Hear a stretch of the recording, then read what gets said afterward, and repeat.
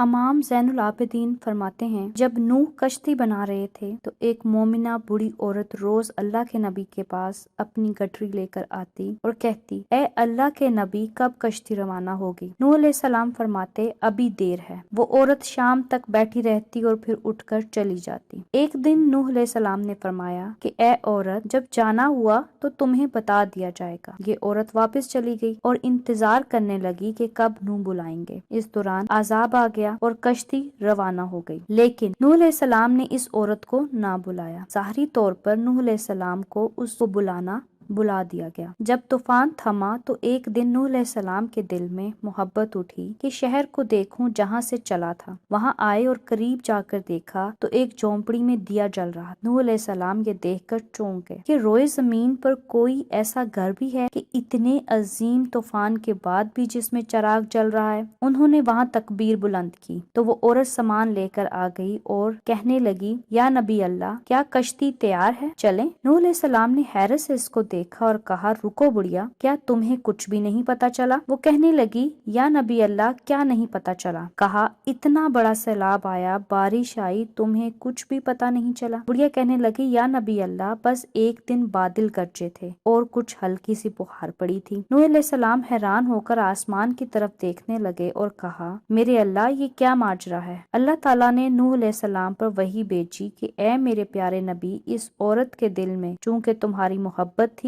اور تم نے اسے پابند کر دیا، اور چونکہ تمہارا اس سے وعدہ بھی تھا کہ نجات کی کشتی میں سے لے کے جاؤ گے، تب جبکہ تم نے اپنا وہ وعدہ پورا نہیں کیا، لیکن اے نوح علیہ السلام، میں تو تمہارے وعدے کا ذمہ دار، اس لیے میں نے اس بڑھیا تک عذاب پہنچنے ہی نہیں دیا۔ امام سجاد علیہ السلام نے پاس بیٹھے اپنے مومنین سے فرمایا، او مومنو، یہ حدیث قیامت تک کے مومنین تک پہنچانا تم پر واجب ہے۔ انہیں بتا دو کہ جس نے ہم سے محبت کی، قیامت کا عذاب ضرور آئے گا، لیکن جیسے اس بڑھیا کو پتہ نہیں چلا، ہمارے مومنوں کو بھی پتہ نہیں چلے گا کہ کب قیامت آئی اور کب چلی گئی۔